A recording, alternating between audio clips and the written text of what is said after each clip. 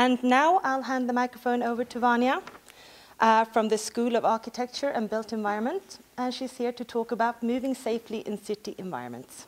Welcome. Thank you very much.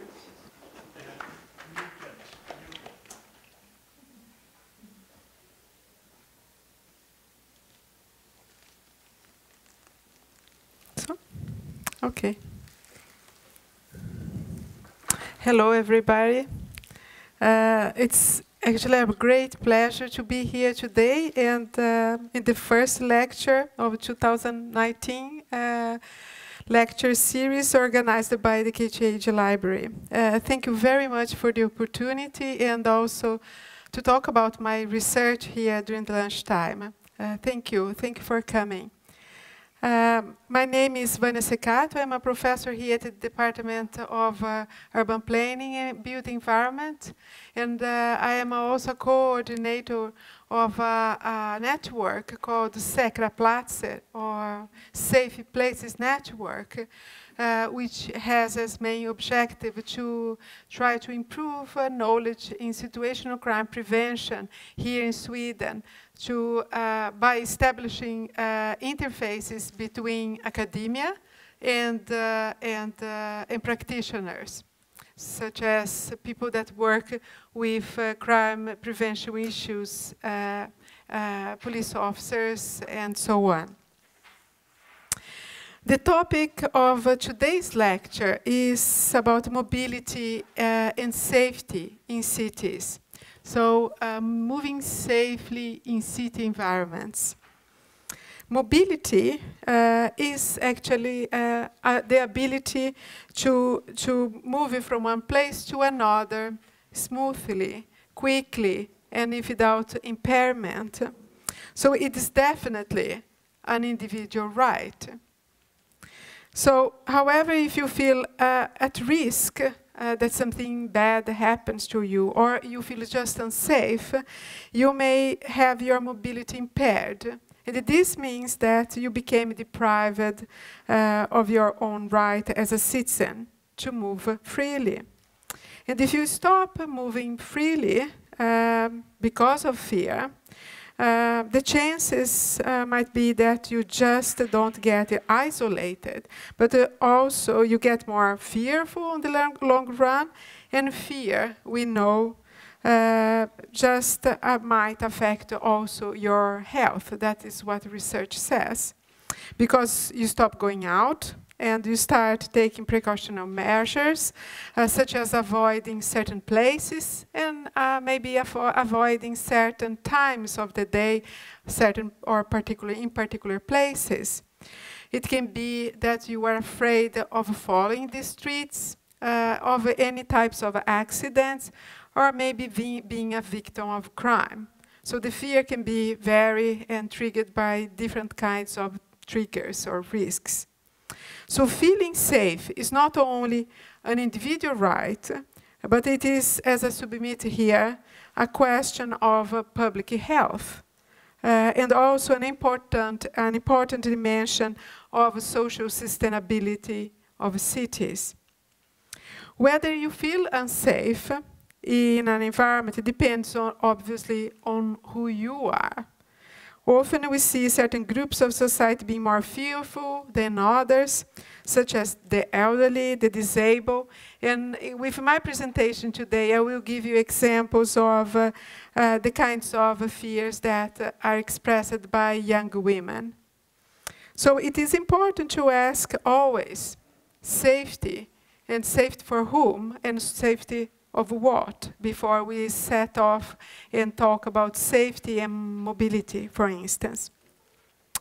Today I won't be talking too much about groups and people. I will be instead try actually to spell out the importance of basically, I will focus more my lecture on what we call the transit safety.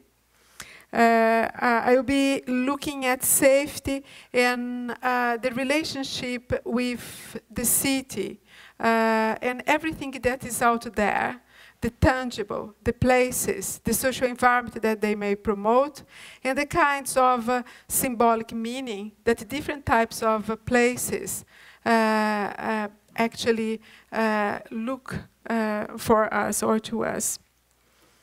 I will be selecting, or I have selected, 3 different projects and examples of my own research that I have been developing with a number of people that won't be named here, but I will be just the representative of all those that have been working with me. I will be talking first the results of a case or a study one, which I will be focused on crime and safety in transport nodes, such as trains and bus stops. Then I will be looking at risk of fall among older pedestrians. Obviously, the mechanisms that are behind the first one has nothing to do with the other, but there are similarities. And that's why I say that safety calls for a public health perspective. Number 3 has to do with our students at KTH. It is basically the preliminary results of an ongoing project on sexual violence among university students. And I will be reporting results, if I have time, from a recent survey on crime and safety among 1,200 KTH students. So let's start with the first part. The first one, as I mentioned, is about transit safety, more focused on the subway system. But I will bring also my conclusions, thinking about the kinds of bus stops that have been target of our analysis during a couple of years of study we have done. Some of the publications are shown there, but we are continuing and working with this area in the next years to come. So a city is a place, I see some of my students here, and they might say, oh, she's coming with that story again. But it is, I mean, a city, it is a place of social interaction. It is a place that is fairly dynamic. If you look at these 2 pictures there, you see Stockholm by night. The different spikes show where people are in different parts of the city. And then we see Stockholm during the day. And the spikes are not exactly the same, which means that we are in different places in different times of the day. And if we want to talk about risk of safety, we also have to talk about where people are. Otherwise, we cannot actually talk about risk, because risk is a function also of the underlying factors, which in this case is, for instance, the risk of being victimized. And the risk of being victimized by something has to do with where people are. So obviously, you have lots of crimes at the Centralen or the Central Station, because lots of people are there. But you also have to account for that when you talk about risk. So that is very important. Nowadays, we have all sorts of sensors. And here at the KTH, we are great in working with mobile phone stacks, information from GPS to try to standardize these risks a little bit better. But sometimes secondary data and even old data like information by passengers can be quite helpful to give some information about the risks that we may encounter in different parts of the city. So I say here in my slide, cities are dynamic places where people move around but also converge. Converge means they meet. And a good place where people meet is actually in bus stops and also in stations, because we have to meet there to go somewhere else.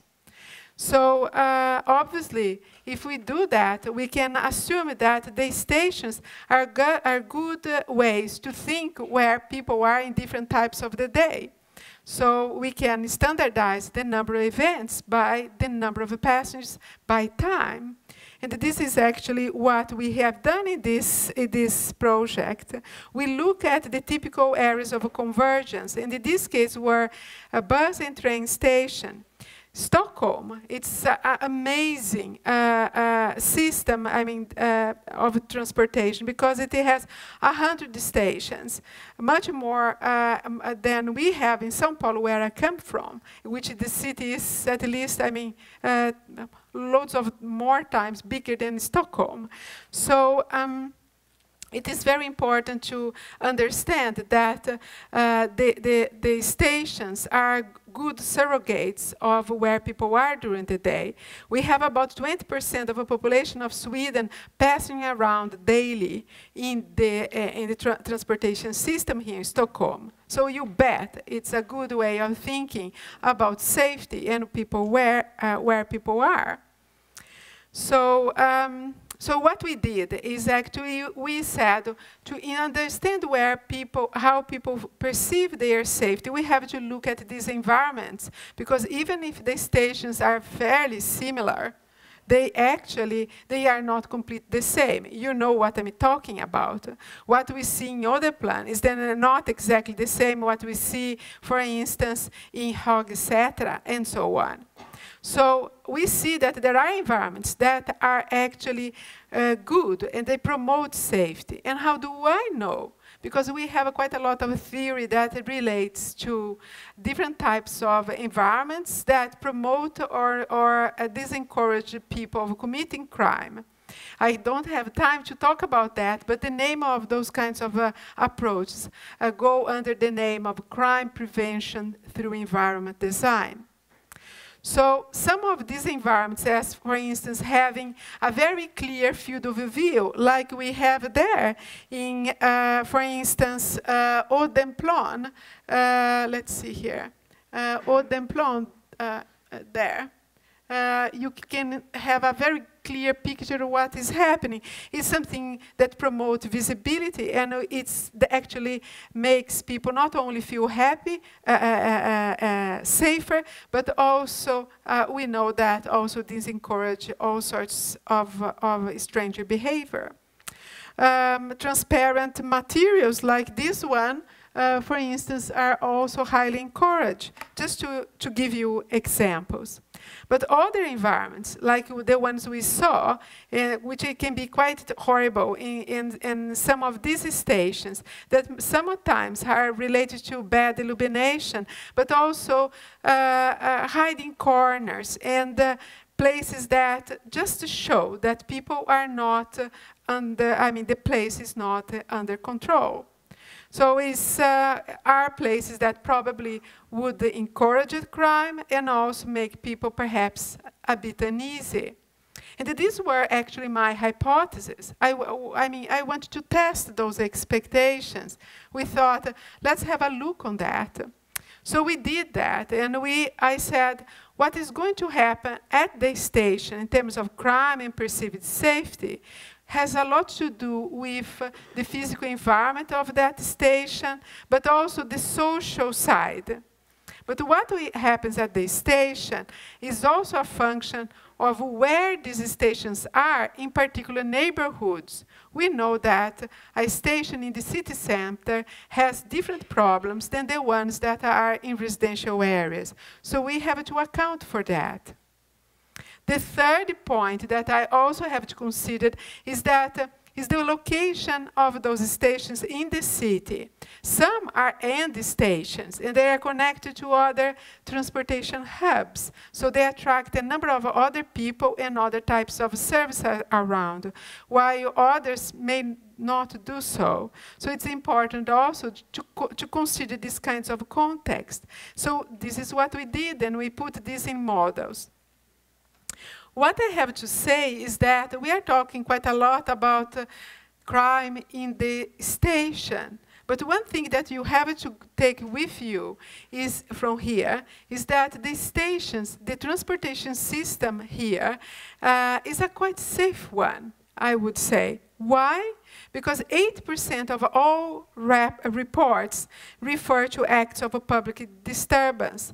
They might make you uneasy. It's someone shouting in the station, or someone maybe drinking, but it's not actually serious, very serious crime.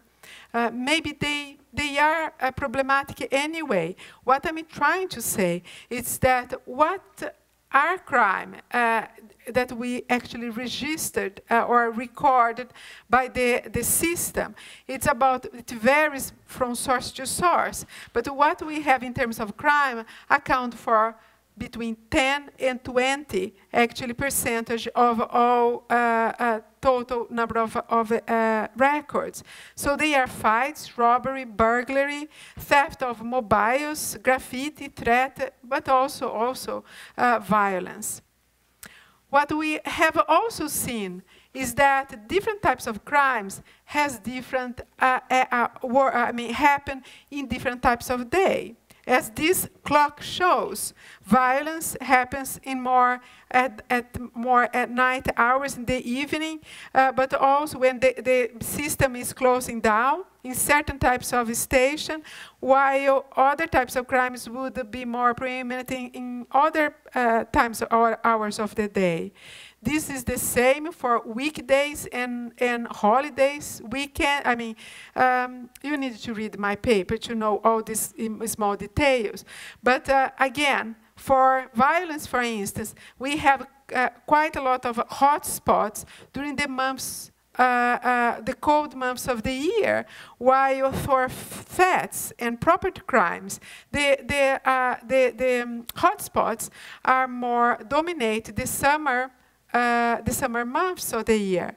In other words, the crime that we have in the station reflect pretty much our types of routine activity that we actually express on our everyday life, how much we move around in the city. Okay, so if you see these types of crimes, there is a lot to do with the types of peak and off-peak hours, the rush hours in the stations or the off-peak hours.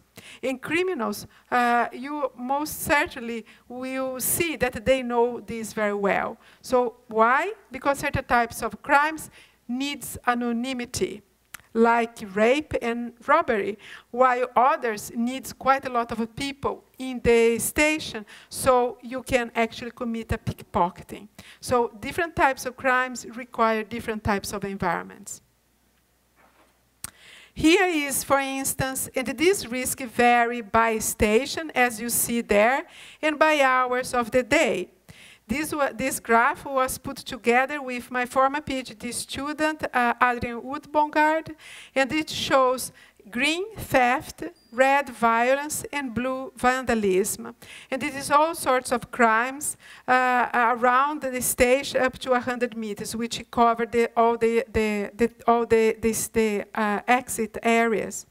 So this is just an illustration on how crime varies by each type of station.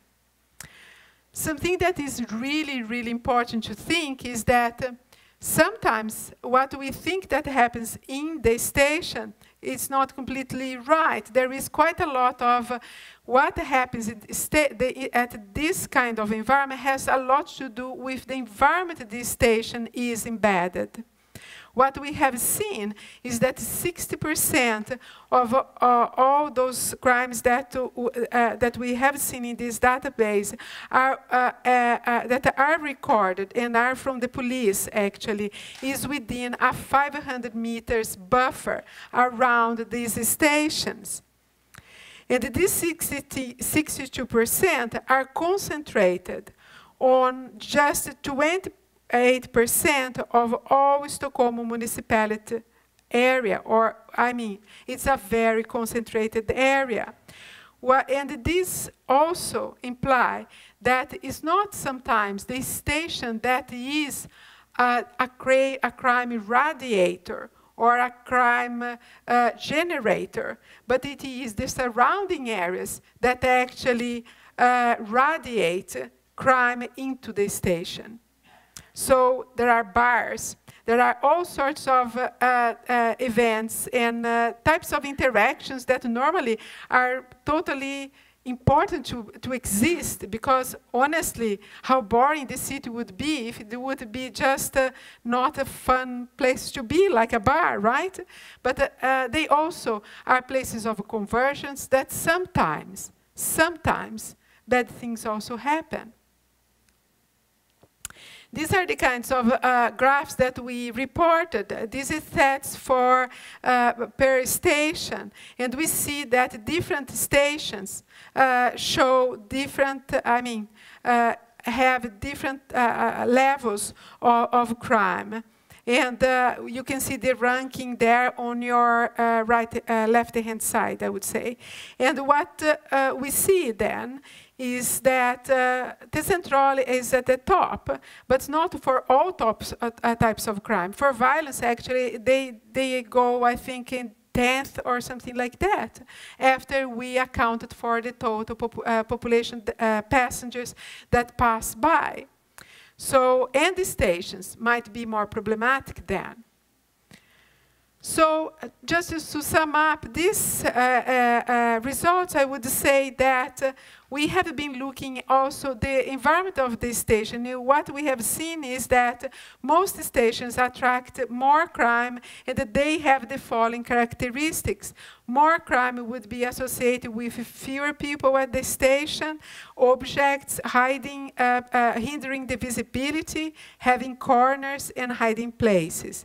But the stations that attract less crime, all sorts, here is some kind of generalization, would be the ones that have a good illumination and that would show signs of a strong social control, which means that people show that there are eyes on the station and the surrounding areas.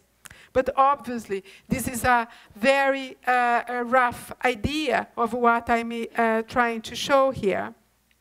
We have to, for any kinds of prevention, to think about the kinds of crime we are trying to deal with, where they happen and when they happen. As you see, and when I mentioned before, different types of crimes require different types of time windows of intervention, as I show here with the different clocks. Another thing is important to say is that crime in the station is not only a question for the transportation operators. Why? Because what happens at the station is a function of the surrounding areas, as I initially suggested. So by that, we need, for interventions, we need the cooperation with the municipality and other types of actors that work to promote safety for different types of passengers. Different kinds of research shows that people feel quite safe at the stations, but it is on the way to the station that they feel more fearful. This means that it's very important to consider the other actors, not only transport operation, to deal with safety at these transportation nodes. So this was basically the results from my first project. Now I will turn to something else, to something that has to do with accidents instead, or better say, falls among older adults. We normally think that a sustainable city and a safe city is a walkable city, at least in Europe, right? Everybody probably would agree that, even if you have a car. And so you need to have, obviously, an environment that you feel that is nice, like this picture here, that you might want to be there just because it's nice. It feels safe and pleasant. So safe cities are walkable cities. So but we know that certain places, they are more risky. Look at today. We have to go around and be really, really careful, because otherwise we fall, regardless of which age you have. So sometimes certain places will promote certain types of risks. Sometimes it's about falling. So being at risk of falling can be, in this case, tripping somewhere, slipping, or being in a collision with someone else, or with someone else's rollator, or a vehicle, or a bicycle, or you name it. So obviously, you need to know how you move around. And because most people, if they feel uneasy about certain places, they won't go out.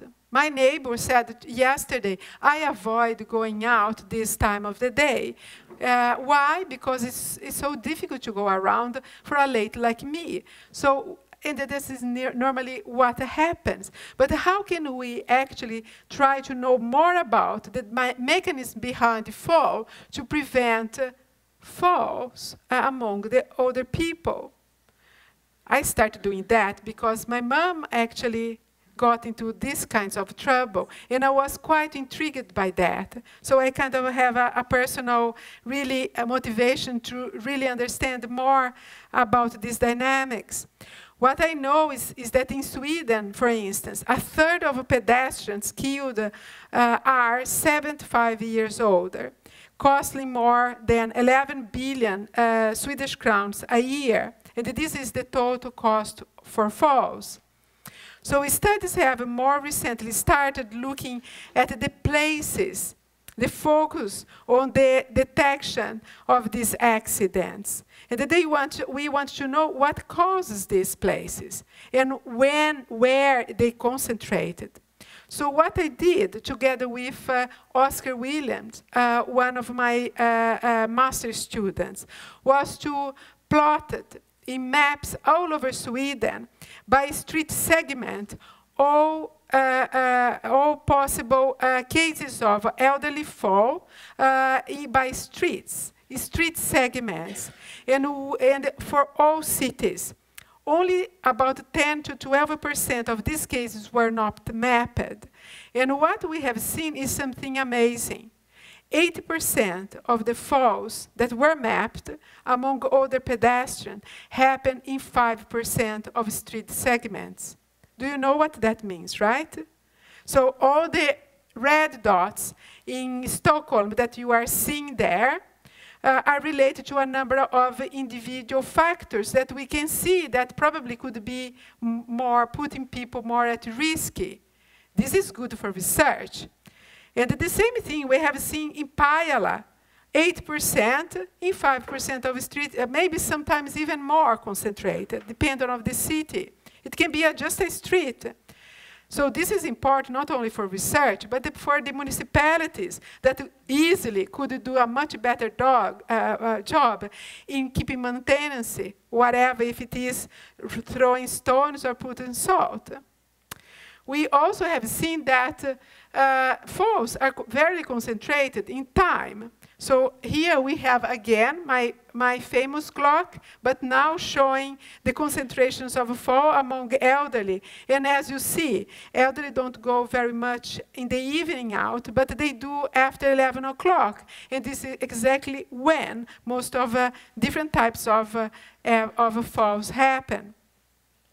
So keep that in mind, because obviously it would be something important if you want to do something about that. And I put this example here today because I think that we have to think about safety not only in terms of a crime or risk for terrorism, but also think about safety embracing all sorts of safety, in collision with a car, but also self-inflicted falls that is very common among the elderly. Sometimes you feel dizzy, or you trip in just in a stone, which was very much the case of my mom. So how can you actually, as a planner, to do better and plan environments that can make elderly safe? This is, I think, something that we can take from here today. So this is my second study.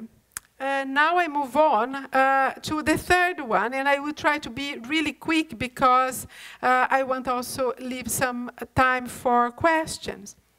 This one is a very big project that we are put together with more 15 cities. And I am the coordinator together with a friend of mine in Los Angeles in the architecture department there. And we are looking at the sexual violence among university students. Why? When I started talking about that a couple of years ago, my students were embarrassed. And, but last year, it was ready. People were ready to talk about after the aftermath of Me Too. And then we got about our survey, we got for our survey 1,200 answers about. So, and this was the same for at least 15 cities all over the world that I will show later on. My interest is in women's safety. It's a long one, and I won't go into detail. But we have to think that it's not one thing. It can take different shapes. It can be non-verbal, like staring, ogling. It can be verbal, like catcalling, sexual invites, but also can be touching. And it also depends which age you have, because when I talk with more elderly women or older women, they start to report events that were maybe 20 or 30 years older, which it seems that it's kind of interesting, the perverse effect of aging, that you suddenly became invisible. But this is obviously another story. Sexual violence then could be, for instance, non-verbal, verbal, and physical. And why it matters? Because women are the majority that all over the world using public transportation. This is not only in Brazil or here in Sweden, but also in the United States, where most people use cars. Another thing that is important is that women are more often what we call transit captives, which means that they don't have any other means of transportation, like cars, to go around. They only rely on public transportation or on their own feet. So this means that they're quite dependent on how well the system is. If it is unsafe, they may not go to school. And if they don't go to school, their life chances get impaired. Another thing that we see is that women move around very different compared to men. Women are more likely to travel short distance, but to stop more frequently, a more chain trip than men during their journey. So we need to know where this sexual harassment happens. Therefore, it's important to try to get some idea about women's safety from door to door, what we normally call the whole journey approach to safety. So that's why we start with this project. The Houdini Sodertorn is also part of this analysis, but it's not included in these results yet. My friend Catherine Sandling is doing this work with me. And here at the KTHB, we have also Professor Per Nersman and my student Linda Langefors, and 15 other colleagues all over the world that include Los Angeles, Milano, São Paulo, Mexico City, and so on, so on, so on. Our sample, as I said, was a bit 50-50, 43% women, 52% men, which was a surprise. But obviously, men here, students, male students are overrepresented here, and that's why perhaps we have this, this divide. 2% from the lesbian LGBTI community. So how many people, now the results, how many are victimized and who are they? Overall, 42%, and this is for all sorts of crime. 26% of property crime, 55% of sexual assault, and 58% sexual assault in the public transport, okay? How many and who are harassed? 45% in public transport, depends on how we calculate here.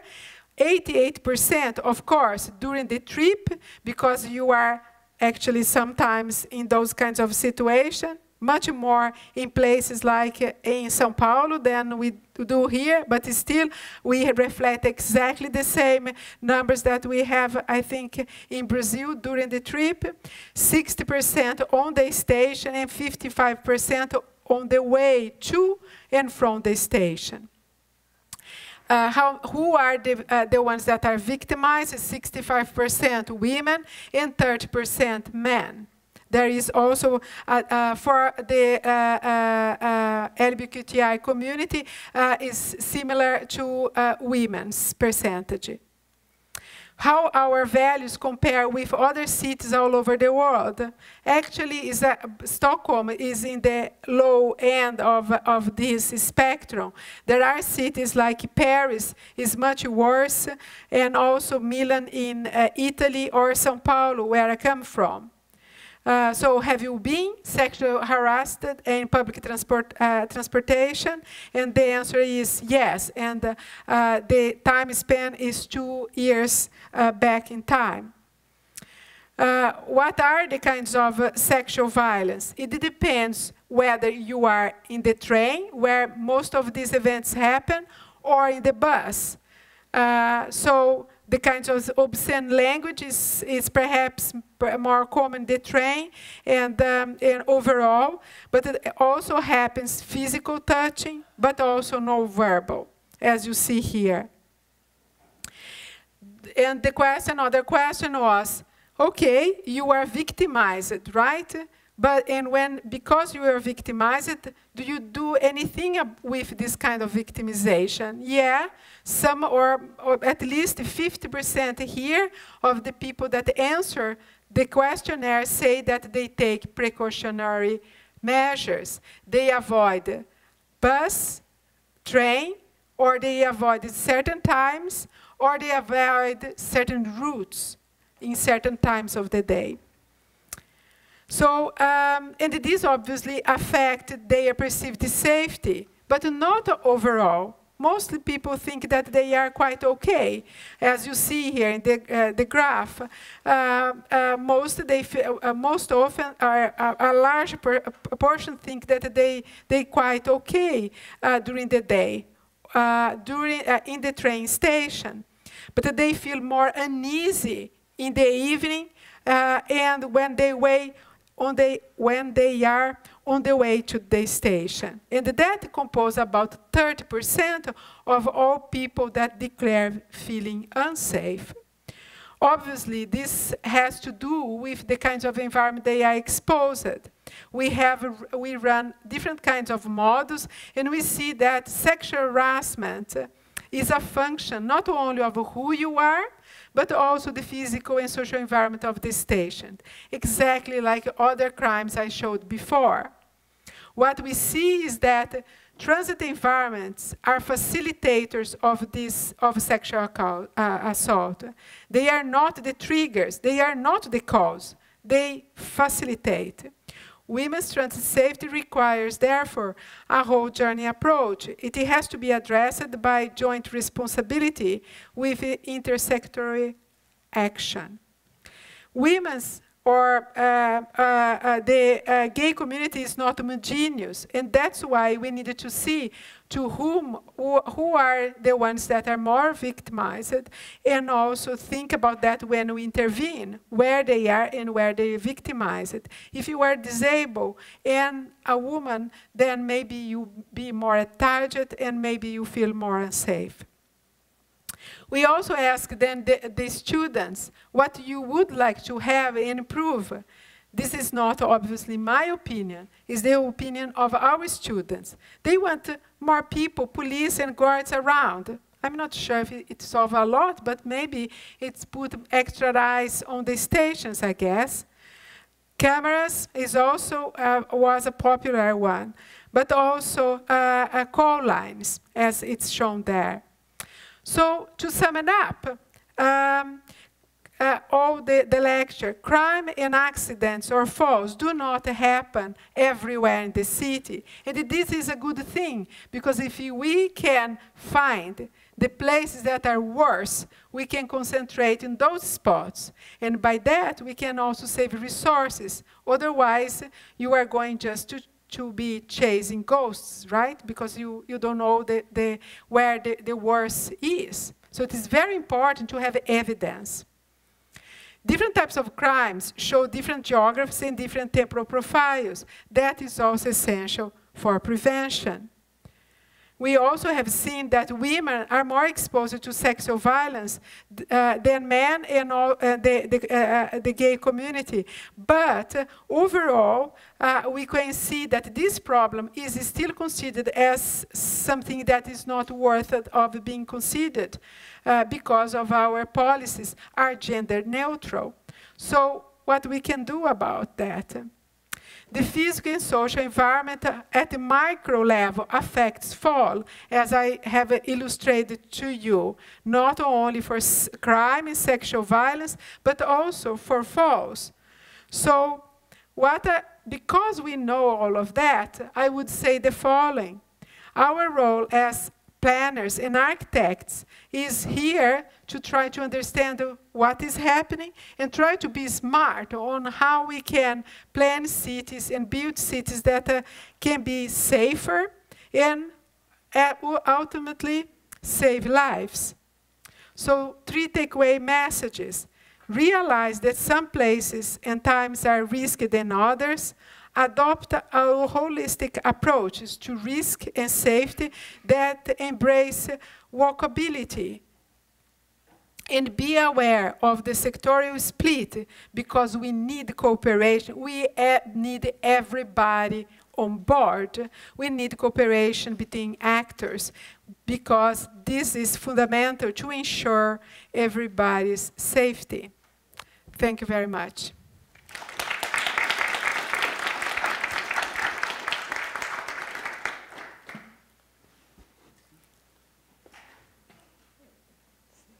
Questions?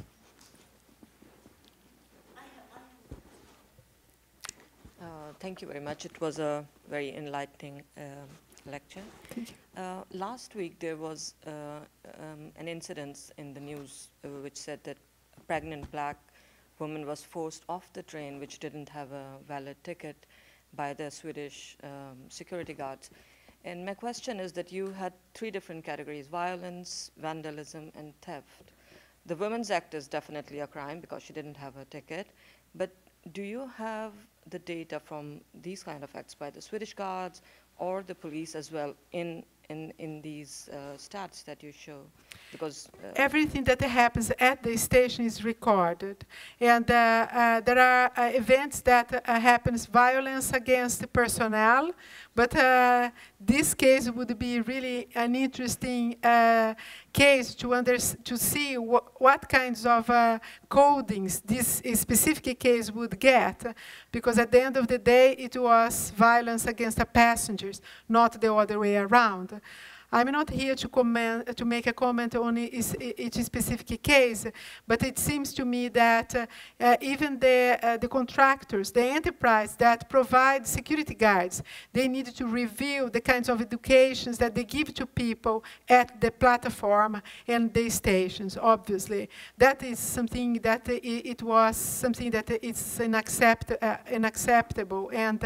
But obviously, these kinds of records are there in the system, and they normally are there so people could work and try to prevent all sorts of events, even events of suicides that I didn't have to talk about it, and it's also one of the things that I also worked in. So records are there, so it's not a problem, and thank you for mentioning that. Yeah, just a follow-up question. So in your stats, the violence or the crime done by the personnel, it's not included in it the is study. all sorts of we didn't split by who committed because the data does not contain information by who committed the violence. It's just a case of violence. Right. Thank you. I think we had a question over here. Well, I don't know if you What? I just wondered if there has been any, if you know anything about this thing that we can now travel with our bikes against the traffic on one-way streets. I wonder, has there been any more? Do you know if there's going on a survey about that? What has happened, if there has been more accidents? It's not perhaps your competition, but I just wondered if you knew. No, I don't. No. I'm sorry, I don't. But obviously, it is something that it has crossed my mind. And also the effect of mobile phones when people go around with bicycles. So not only in our cars, but also the fact that sometimes you are trying to use your own GPS to go to places with bicycle, because I have done this. And then you feel that honestly, you are that close to fall or to be in an accident or going direct to a target. So I think all these kinds of new things that are happening now are fairly relevant to make clear these patterns that we have been illustrated now. Okay, we're going to do one final quick question. It's going to be quick. I noticed in the first slide that where you showed people's locations in Stockholm, that the mean was roughly of the same order as the standard deviation. So I believe it's really hard to get really good data in this kind of study. Any comments? That was just an illustration on how actually the spikes would. I was more interested on the maximum values than the average, because you know average doesn't tell as much. It's just like pulling the two extremes into one. I was more interested in showing the peaks, and it was more illustrative.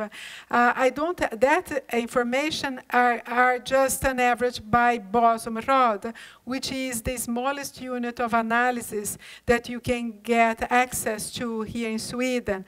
It would be lovely to use other kinds of data. Now I'm working with a friend of mine in Uppsala with mobile data to try to create better predictors. But this is an ongoing research. Thank you. So we're going to have to finish there. We just want to say thank you to Vanya Sakato for coming to the library to hold a lecture. And to all of you, I hope you come back next week when Nina Worms is going to be here to talk about global climate change and how that can be communicated. So same time, same place next week. Thank you, everyone. Thank you.